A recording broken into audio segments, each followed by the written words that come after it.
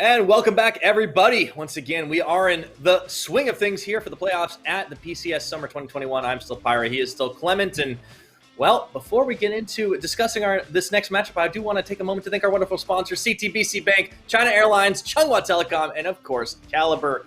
Now, Clement, now that is all out of the way, Hong Kong Attitude find themselves up 1 win in this best-of-5 series. And J-Team find themselves searching for answers because the way that game ended does not inspire confidence. It definitely does not. And, we talked about this in the break. I don't think I've ever seen a team fight in my career of casting League of Legends where... And it's a long one. The 3 carries don't even get a single auto attack off in the last team fight. Like, I really can't think of a time that has ever happened in League of Legends. Like, getting an auto attack off should not be that difficult. But JT managed to do it, so it was a complete collapse. That aside, I will say that from their position, like I would say from 20 minutes onward, the game was sort of unplayable. They had a 1-3-1 that was collapsing. They lost their mid lane turret very early on, and they couldn't farm up. So I think for J-Team, what you say to yourself is you put that game in the past, but this time around, you have to be much more assertive in which archetype you actually want your draft to end up with.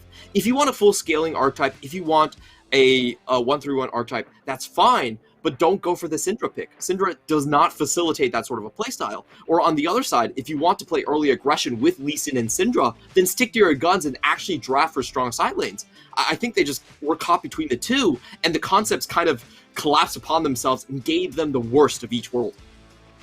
Yeah, I think that it's something that can certainly happen when a team is trying to outfox the other in the ban phase. And, they left a couple of power picks open as well. We saw what happened when Kongye was allowed to play that Nidalee, even though so many bans were thrown his way. I wonder if that gets added to the list or if they try something different. We were talking before the break how Bivin has just been allowed over and over to play this Twisted Fate, and it's not like he is stepping up and becoming a carry, but you know what? He's there every time to set up the pick, so you wonder, are they going to maybe try to take it away as we go into the second game pick and ban? So far, J-Team still on blue side, will elect to remove both the Viego and the Gwen once more.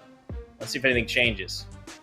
So I think this time around for J-Team, they should be much more willing to just go for an early aggressive composition. I actually believe that if they go for something like LeBlanc early on and just go with an Ezreal pick, that's perfectly fine. They should try to play tempo and shut down Kongya and Bivin early game.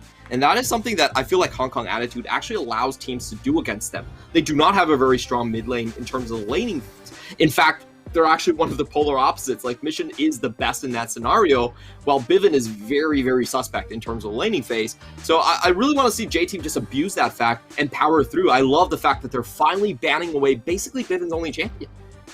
Yeah, they will pick the Syndra first for themselves. And, when Bivin hasn't played Twisted Fate, when he's not been allowed, he immediately picks the Lee Sin. We've not really seen him on a whole lot else. But for right now, Hong Kong Attitude, they will manage to pick up that power bottom lane there of the Aphelios and Thresh. And certainly worked out well for them. That does mean the Lee Sin is going to be locked by Hana. Immediately, the Camille comes out as well. So let's see what else Bivin's got in the tank.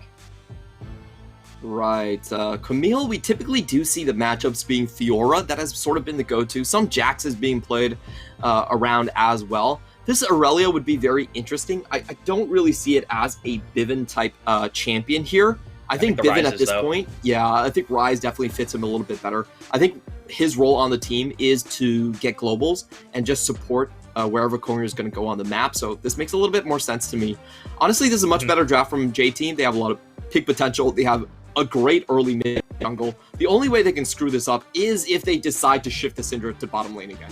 Please don't. Yeah, let's not see that. Let's not see that this time. Hong Kong Attitude are going to keep banning out bottom lanes, though, and I do think this is a good idea because Lovi really struggled last time around, and I think that we saw the strength of Eminem and K, like really withstanding some early pressure, getting a little bit of help from Kongye and Bivin as well, but I want to see what they're going to be able to do this game. So similar bans, the Varus, the Ashe off the table. For J-Team, they continue to try and hammer away at the jungle pool, but the Nidalee is still left up. This time around, it's harder to match with the Nidalee. I would still ban it just because there you go. We've all talked about this. If you have a player on a roll on Nidalee, you just ban Nidalee. It's kind of a no-brainer. Like javelin tosses, there's a magical element about that. It's kind of like in baseball where someone's just wearing underwear for 5 days in a row and he all gets wins. You just you try to burn I his did not want that image in my head, but I guess I have it now. That's a very common thing gonna go for the in troll. sports. Superstitions do exist. Yeah, I mean, no, you're absolutely right. I just didn't want to think about underwear, but that is going to be the Trundle locked in, and that should be the Kongye pick now, with support already showing. So we'll see what J-Team round their comp out with. This Trundle, it's definitely something that has upside and downside in a lot of cases, and Lil V is going to be picking himself up a hyper carry. We have seen the Jinx already in postseason. It did not win. Pair it up potentially with that Tom Kench. Going to function a little differently than the old Kench, unfortunately. Did like that combo, but this would be interesting. All right, I'm just going to not talk until they lock it in. Yeah, I think it's going to be TK in the very end. It's kind of hard to play without a protective AD carry at this point. The Braum. Okay, Braum is fine. It's not. I think J-Team are sort of running into the same mistake where they're trying to play mid-jungle aggressively while also maintaining late game pressure at the same time. I feel like they should all in on one side of Caliber, especially with such a slow composition coming out from Hong Kong Attitude. So and whoa, they're gonna take the Akali for a solo lane here.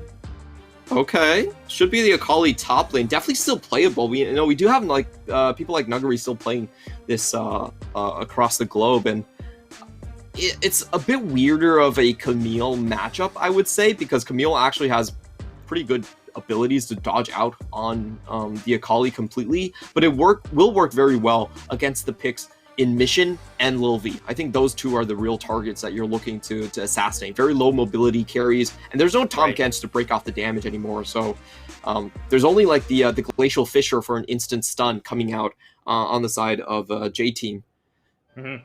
So this is interesting. So many bans thrown Kongye's way. We'll have to see how he is going to play on this Trundle. I'm really curious to see how that top lane Akali actually does end up working out. And this is Hong Kong Attitude kind of being forced to play something that's just a little bit different. It's not too far away. I do like that Bivin gets his hands on the Rise because it means that, they still have the global pressure. They still can set these plays up.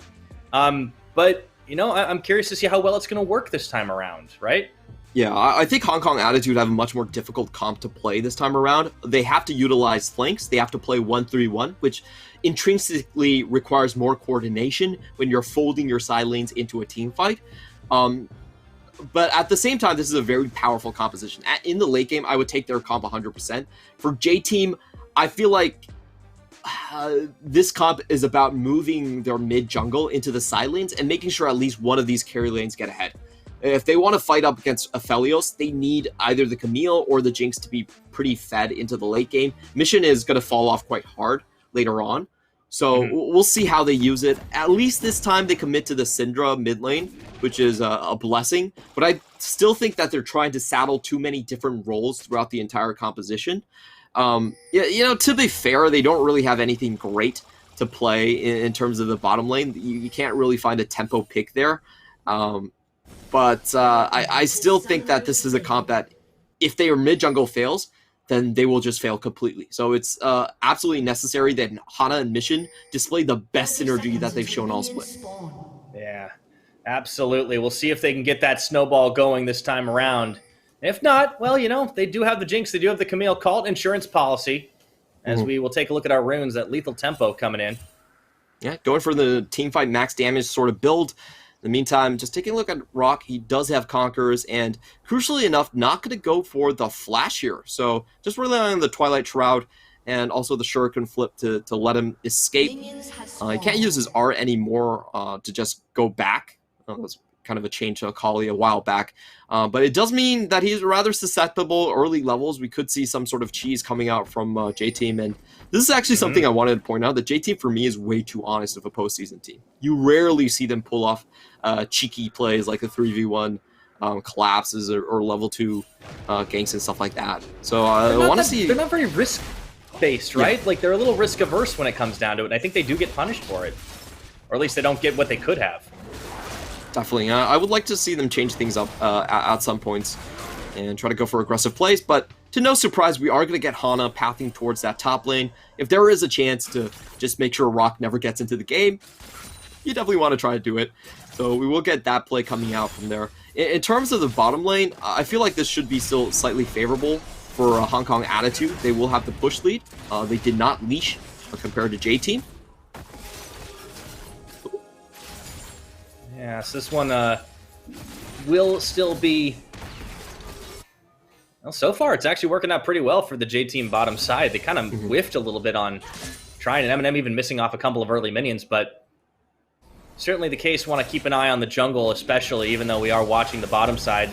Woody's going to set up the engage. K taking a lot of damage, forces the heal out of M&M in the 2v2. That's actually fantastic for J-Team.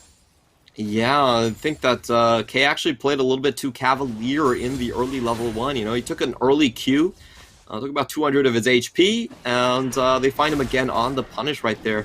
Not really what I expected, because they did arrive in lane first. They had the opportunity to just straight push, but they went for holding the wave back.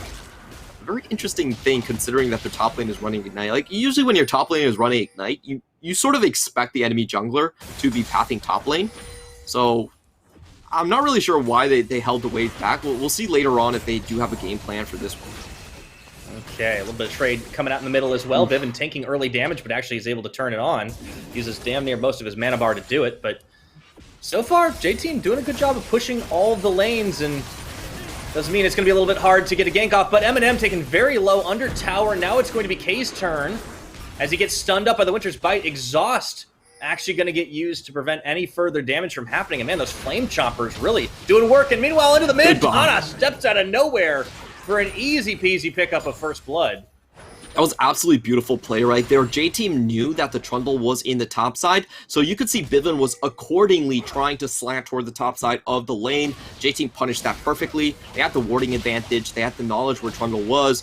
You know, they had the ward on Krug as well, so they know he's exactly which camp he was on, and just punished the mentality there coming in from Bivin. Okay, Rock gets bullied up a little bit, but Kongye does come in. Called some good acting, as Rock will be able to get the kill on that one. Yeah, that was interesting continuation of the play right there. You know, J-Team, they had full vision, but it actually kind of coaxed them into a false sense of security, because without the camps in the top lane, they're just like, okay, Trundle's probably backing right now. Kongye ain't going nowhere. Kongye just walks through the entire vision being set up by J-Team, finds the perfect pathing towards the top lane. So, you know, that's just one of those plays where you can really see the caliber of a jungler, where he is able to surprise the enemy despite basically full vision control on J-Team's part. Speaking of full vision control, oop, that's going to be the flash, and it's got the weak into the hook. That is absolutely beautiful, and Bivin will claim the kill credit for it, but man, I love these picks that Hong Kong Attitude are doing this series. K is playing on another level today. If there's one champion you have to take away from him, it's definitely this Thresh pick. That minion was actually body blocking right in front of Mission, but what K was able to do is that he was able to use the hitbox and aim it towards the bottom side of Mission's stature and still hook him onto it regardless. That was absolutely beautiful play. Mission even still had his flash, but was unable to use it. Yeah, he just really bent that hook around the side. So setting up to get Bivin back into this one, Kongye going top to really help Rock out. It's Hong Kong Attitude just trying to turn things in their favor. Meanwhile, Woody's going to be caught out, having to walk away from the pillar, going to get stunned up, immediately exhausted, but they still have enough damage almost to finish Woody. Hana comes to the rescue to turn this into a 3v3 playback. Stop, keeping M&M alive just for a few more seconds, but Lil B will finish him in the end. Meanwhile, Hana dueling with Kongye, but realizes might have bitten off a bit more than he can chew, and Kongye will go for the kill, finishes the job, and he's just going to walk away from this one. Doesn't even need to flash the wall. Yeah, overall, it still ends up a little bit more favorable for JT in my mind, where they do get the kill on the Aphelios at the very end.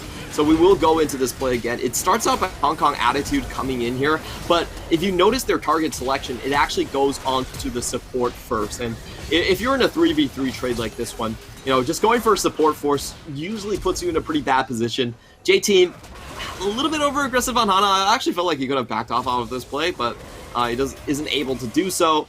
Still slightly favorable play in my mind towards J-Team. Yes, the trade favors them a little bit better, but it does show that Hong Kong Attitude have been unafraid to really try and set up and make those big plays. Have been sniffing around that dragon for a little while now, but they're just going to settle for the vision control. Meanwhile, K's still sitting in here. I think Mission probably knows about this one, or at least he has to have a game sense. No, not quite yet. Woody's here as well.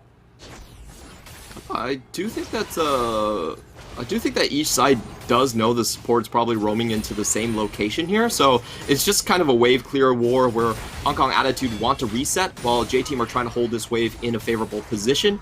It looks like so far, both sides, neither side manages to get what they want. It will just be a full reset down wave.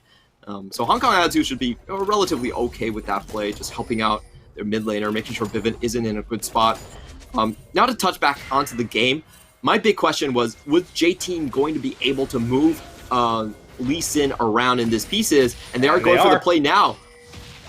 Vivint does walk away in time, though, so even though he didn't have flash, he was in a good position to really not get the follow-through, and Hana, without a flash himself, was going to have a little bit of a hard time getting behind him and getting the kick out. So, just resetting, just chilling for a second. Ooh, in the lane, actually, Eminem's back gets interrupted. K stops his, and you can see the gears turning. Maybe we can make a play here, but got to be a little bit careful. Lil V, he could start to snowball this one. Did have that kill from earlier that they picked up onto the Aphelios, and it is a hyper carry that he's packing. Meanwhile, Kongye, Bivin, Hana, Mission, just 2v2s in this jungle. Yeah, I think both sides are not going to go over aggressive. The amount of traffic that has happened in this mid lane should just means that I don't expect very aggressive plays from either side. I will say that JT probably do have a lead here just because they have an extra flash on Mission. So if it does happen, it should be JT finding the upper hand here. But I think Bivens learned his lesson. He's going to play incredibly safe at this point. The point really is, for me, that Hong Kong Attitude are getting away with the scaling game in both side lanes. Like, they just have been unperturbed by either Hana or Mission at this point.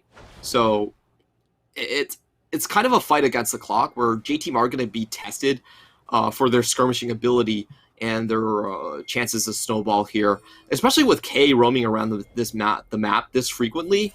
A lot of it will be support battles and seeing if Woody can actually match the impact. Yeah, I think K on this thresh has really shown that he has a lot of playmaking potential. If Woody's going to have his work cut out for him to try and match that. Kongye actually going to go to try and chase up onto Rest. He's able to go ahead and hop that wall, no problem, but doesn't even de-aggro the Rift Herald. Meanwhile, the Rocket actually comes in to sniff this out. Hana waiting in the wings will try to do what they had done to them last time around, and this Rift Herald's going pretty low. Bivin actually coming in here, and he's going to Realm Warp his way into the fight, and that is going to be the steal, and to it, rooted down goes Rest, but he's not going to be deleted just yet. This actually looks like J-Team getting away with the steal. Yeah, great find on their part. Unfortunately, Hana's positioning was very awkward in that one. They did force Rest out of the first play, but Bivin, you could see the Realm War positioning. It was, in front of a Syndra and a Camille. That didn't really work out, and unfortunately he wasn't able to match up and converse with the rest of the team. I actually felt like Hong Kong Attitude had a fairly decent chance to just walk away with that one. Like, Kongre at this point is super strong in the game, but unfortunately, it is Hana coming in, or I should say fortunately for them, with the objective steal, and with Bivin off the map, they are able to just get another one too, so 2 for 0 in that play for J-Team. Yeah, really getting away with quite a lot there with Hong Kong Attitude having the tempo advantage. Kind of just give up the ghost and don't over chase here. Now, speaking of chasing, Bivin actually running down the mid to try and see if he could find out Mission. But yeah, J-Team taking advantage of that moment of weakness perhaps, or moment of missed execution, and get themselves the Herald and that Infernal Dragon at the 11-minute mark now. Pretty even on gold, but objective advantage J-Team. Yeah, I felt like there was a lot more burst potential coming in from Hong Kong Attitude in that skirmish. They didn't really take much damage from the Herald as well, so if Bivin was in position, I think they probably would have turned on that fight. Subjugate Kongya at that point with an extra component over Hana is so damn powerful in that fight, but they didn't get to utilize it, and we do have J-Team now, I think, with Infernal Dragon, huge lead with the Herald as well. They should be trying to use this in a side lane, and I think it should be Rest that they put their trust in. Harder to snowball with the Braum in the bottom lane, so it's just a matter of time for me to see Hana make that trip top. Yeah. Meanwhile, the traffic in the mid lane continues. Kongye just does a bit of a flyby and Well, that's going to be all she wrote. Honestly, the heat map of this game is just going to be so concentrated in that middle end. I can't wait to see it. And ooh, Sonic Wave not going to land there. That is something I want to touch on. Mission throughout playoffs actually has the best laning stats at plus 542 gold at 10 minutes. Watching this series, you would not get that impression. Yeah, it may change after a little while, but that is a great scan of the week. Turn on, and the power unleashed, and Kongye does get deleted. Now it is a 1v2 as Vivian forced to run away. Flash, follow for Flash, and Hana goes down, sidestepping onto Mission. Doesn't have any extra damage, and Overload's looking for it, doesn't quite have what he needed. Oh, he makes a 1v1 out of that, and meanwhile, Eminem taking incredibly low. No, he stayed! And the zap was enough for Lil V to do it. Great pay coming out for J-Team across the board right here. Jinx is actually getting off to a really good start, and that play was also beautiful from Mission as he just dances around the target. We're gonna watch that one again. This one from the bot lane. It looks like Hong Kong Attitude trying to rotate a little bit too aggressively there. Just gets caught with their pants down. Full combo going on. Exhaust was beautiful from Woody. And look at the positioning here. Most of the damage from Eminem is not going to go through that Braum.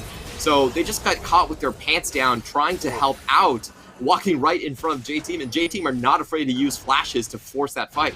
And J-Team, the decisiveness is there this time around. Last game, we were scratching our heads, but now they see the go button. Gonna take a couple of plates off this mid, also pop the Shelly, and this should be not quite first tower, but it's so darn close. A stiff breeze would knock that one over. Yeah, it pretty much is at this point. I think we're gonna be looking into the point where J-Team can start rotating across the map. Once they get this tower down, bot lane should be the next destination at this point. With that extra kill, Lil V is very far ahead of the curve. With his Mythic complete, that's a massive item advantage. That's a massive damage advantage.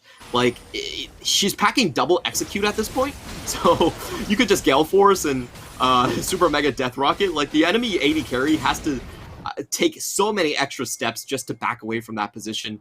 So yeah. I do think that J-Team will be able to close out the entire bottom side of the map and force Hong Kong Attitude into this late game plan, which we haven't seen from them.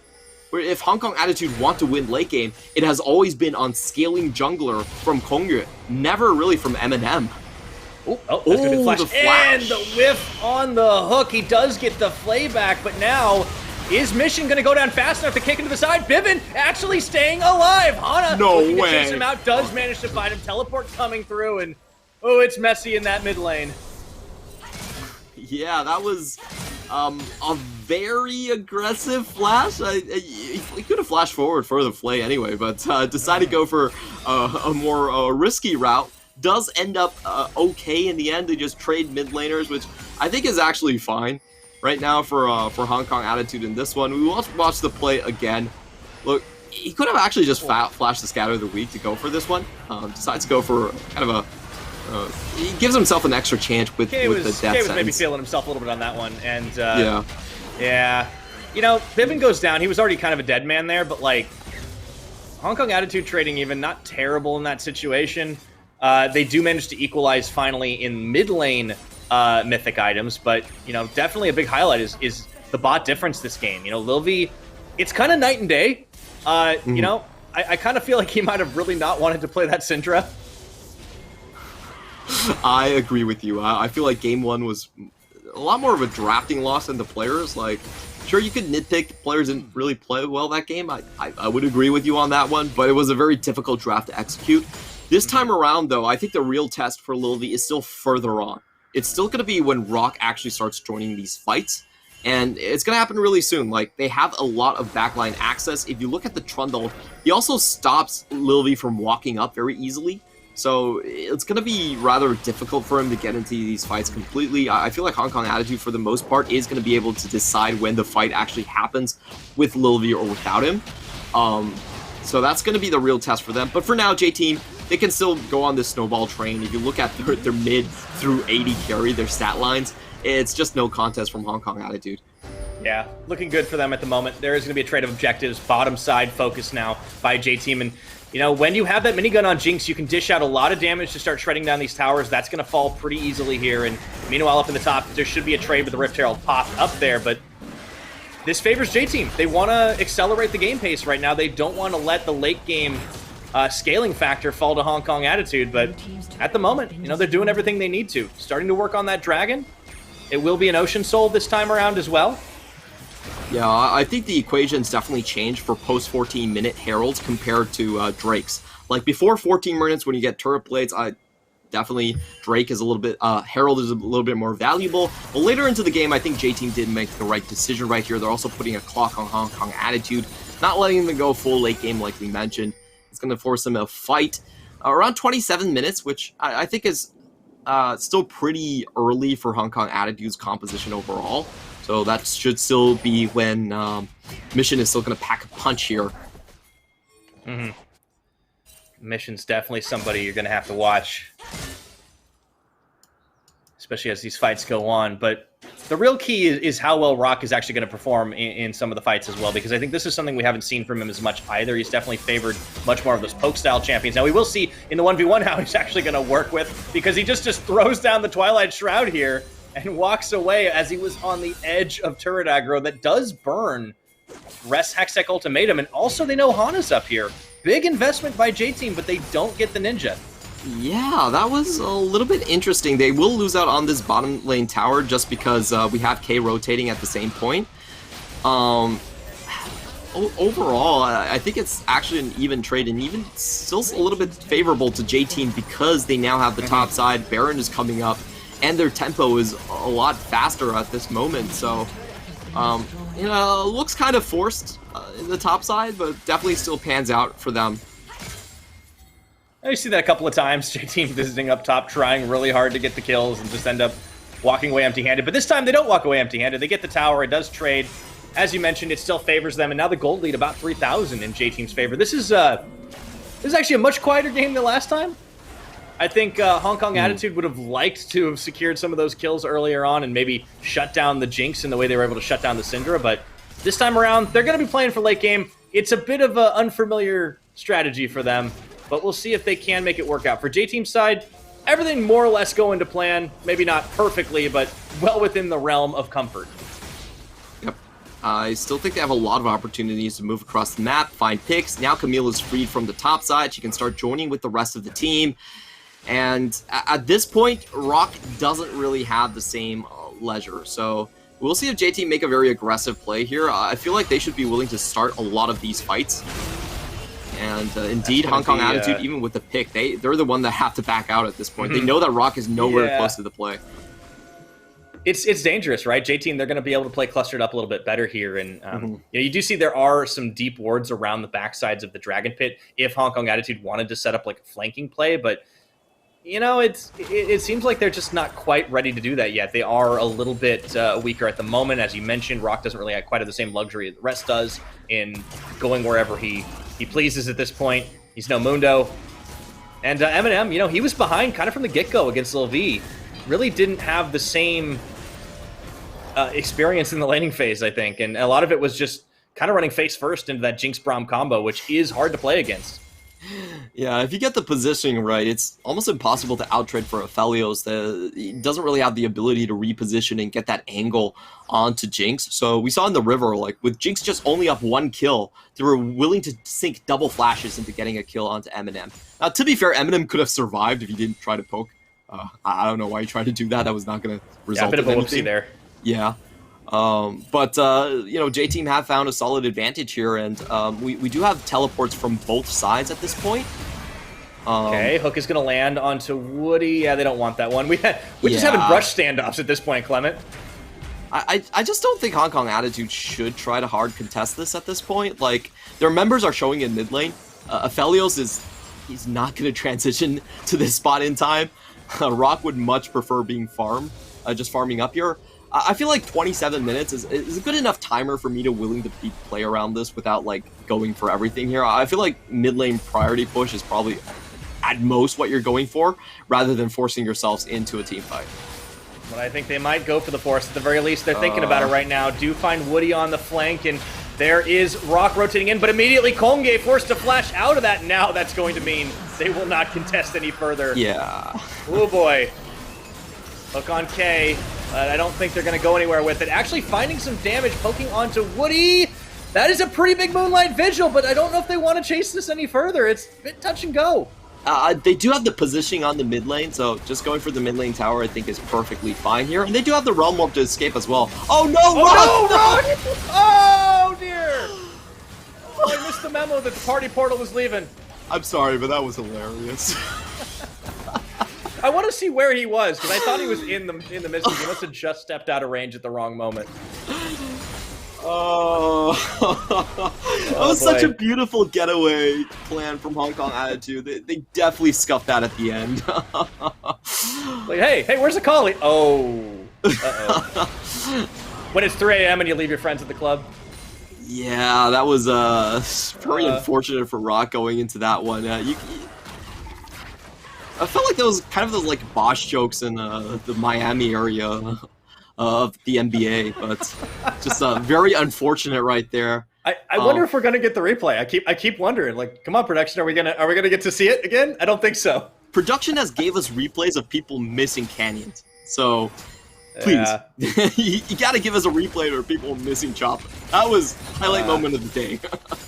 There we go. Let's go. All right. So this is like Woody just getting like chunked out. I mean, it's a really good Moonlight Vigil, but they don't have a huge follow-up. And it's coming. Here we go. Let's see where Rock is. Okay, get to the chopper. Get to the chopper. Oh, what? What? Oh, I think that was actually Hextech Ultimatum. Oh, that wasn't his fault. It was Hextech. Okay. Yeah, unlucky. Well, it wasn't the driver's fault. You know, they had a designated driver on that one. It's the bar wouldn't let him leave. Man, I gotta stop going to that place. But J-Team, back into this one. J-Team are working on their Ocean Soul. You talked about the 27-minute timer, certainly something they're okay to work with. Of course, Baron is now on the Rift as well. But Hong Kong Attitude, you know, they're playing to really hold out for that later stage of the game, and it does seem like, while they haven't really been able to knock down any extra towers, they can contest at least on these side lanes. Rock does go back to the bottom. Rest has a level advantage on him, but yeah, they're not even going to go for the fight in this case. It's just... J-Team honestly seem to be playing for that soul point. Yeah, I think, honestly, Hong Kong Attitude just have to sit and wait for that. They do want to get at least 2 items on M&M. Like, playing with 1.5 is not going to cut it for them. And that's why I was kind of surprised that Hong Kong Attitude even tried to contest that Drake. I felt like, honestly, if Mission just ulted, Korea was dead. Like, there was nothing Korea could have done there, and it would have been a lot worse. So...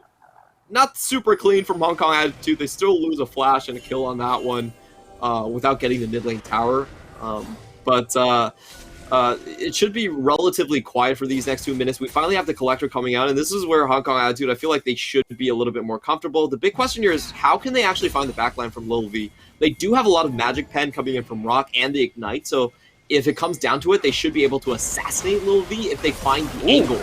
Here we go. There's the pillar, though. Let's see if they actually can get a pick themselves. Woody just gets caught between everybody, goes into stasis immediately, and Flame Chopper's coming out immediately into the flash, and now Hana goes in through the back line, isolated from the rest of the team, and he can't do a damn thing, so it's a 4v5. Here comes the portal from the Rise. It's going to be Vivid immediately going golden.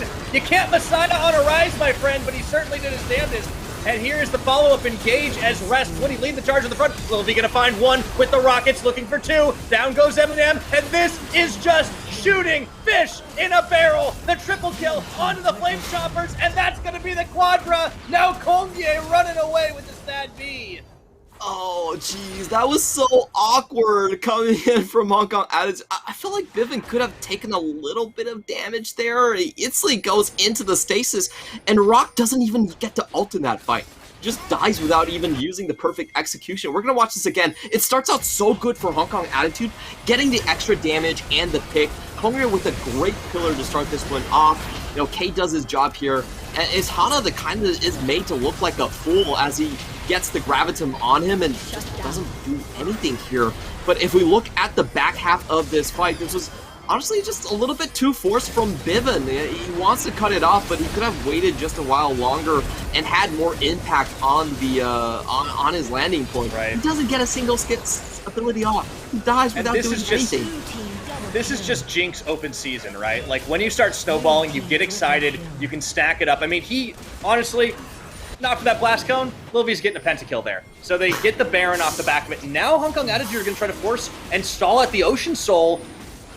Oh, this is going to be a little tough, but let's see if they can do it here. Into the brush, using it as much as they can. It's going to be a smite fight coming down to it. Kickback, and it's going to get secured. Hana says thank you for the leash. And now with the soul, they're just going to clean house here. Lil V with a dominating kill. Rocket to the back line, just can't do anything. Kongye gets blown up with the power unleashed. And now Hong Kong Attitude running for the hills, Clement. They got nothing left in the tank. Yeah, nowhere to go on that one. Great scatter of the week. Great finish up just by Lil V. And they also stopped the Realm Warp escape from Bivin. The name of the game really is these flanks. Like, we just have not seen Rock actually find an angle to go on this Jinx. Lil V able to free fire throughout the entire fight. J-Team end up with a 4-kill lead right on the base of Hong Kong Attitude. And it looks like they're just going to take this one home. Still 30 seconds on Bivin. If they get one extra pick, this is over. I think it's certainly going to be the case. We got a series on our hands for sure, as this would go to 1-1, and J-Team, they just need to finish cleaning things up. Lil V on this Fed Jinx night and day performance from the Syndra so far, and Hong Kong Attitude all the way backed against the wall, and it doesn't matter if you get rooted up. I think they're going to be perfectly happy, Gravitum or no. Rocket coming in, just a wave goodbye to Hong Kong Attitude this game, and with the double kill coming through for Mission, only 3 members of Hong Kong Attitude left to try and hold the line here. Not going to do a whole lot as they go fountain diving to get those kills. Bivin going golden, but it's an open nexus at this point. Lil V with a legendary kill, and at 28 minutes and just a little bit of change, J-Team will equalize the series at 1-1. I do want to mention how ridiculously fast this game went from being completely even to a one-sided slaughter from J-Team. The crazy thing about that play was that it was a 4-kill plus Baron into another 4 kills into game end push. And J-Team finished the game off with a 13,000 gold lead in the span of about 2 minutes. That is how you snowball a game. Yes. Just in style, I think that's the answer here. As J-Team, well, we look at this fight again, and the key thing I'm looking at is how Rock is trying to approach this one. He's finding it very difficult to actually find flanks. Mission has his eyes on him, and I think Rock has has a perfect answer to the Akali this time around. He uses the Hextech ultimatum, makes sure that he can't leave. He just can't go on Lil V. He's forced to stay there. Doesn't even get the second put the Akali in the cage. Oh, it's beautiful. Yeah, and at this point, the game's over, right? Like, it... oh boy. You know, we've seen 2 games now where it was just like this overwhelming, like crushing couple of fights that really turned it around. I think it was a little bit more of an even keel for Hong Kong Attitude, but some style kills, style finishes both sides now, and I think we've seen the strengths of both these teams coming to bear.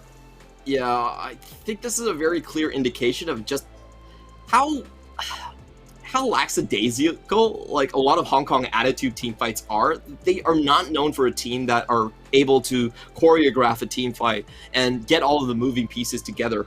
If we think about the first Baron team fight around their own red buff, they had a 1-kill lead. Like, Hana was already dead. He didn't even get to do anything. They only lost stasis on Aphelios. And then Bivin goes in, doesn't land a single auto attack, and super dies. Overforces.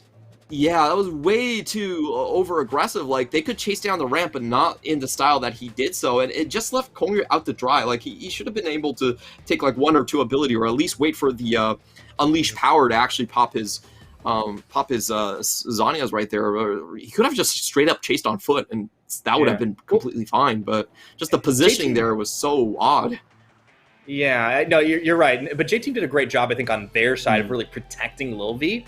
Yeah. And really just realizing that he was going to be the win condition with the consistent rocket fire damage. Because once that started to turn into a chase, it was pretty much over at that point because he just hunted down members left and right. And, you know, it turns into the Baron snowball. And then, of course, we saw the fight after the fact. Really want to give Hana some props for kind of just walking up and just kicking Kongye away. And be like, all right, this is my dragon now. You're not going to get a chance to smite fight it this time around. Great.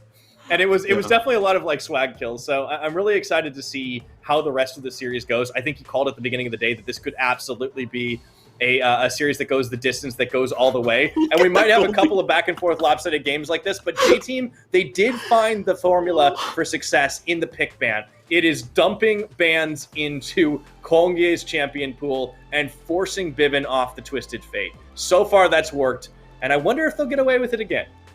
Yeah, that's a really steep gold lead. I don't think I've ever seen something that steep. Like, you have the pyramids, and then you have the Everest, and like this is K2. Like, I mean, there's a couple of steps though. That's nice, right? Like you can try to do the steps up on there. But you're right. By the end of that game, it was just going, gone.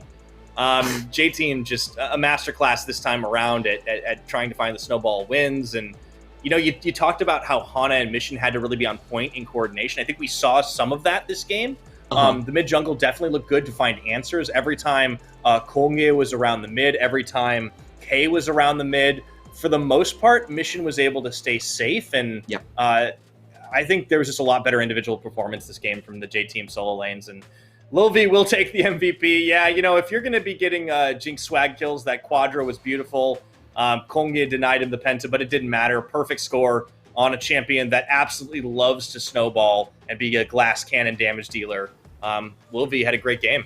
Yeah, just protect the long-range hyper carry is the name of the game for J-Team. This is a composition which doesn't force you to be over-aggressive and snowball too hard, and this is one of those career picks that Lil V has had from the beginning when he started on G-Rex all the way back in the LMS days, so it's good to see him back onto something comfortable. And I think this presents a real question for Hong Kong Attitude because, like we said at the pre-show, Hong Kong Attitude don't really have a comparable team fight, and they are not coordinated enough to pull off 1-3-1 and flank gameplay. So I think for Hong Kong Attitude, they really have to think about unlocking the Renekton. I feel like that is a pick that they should not be banning themselves.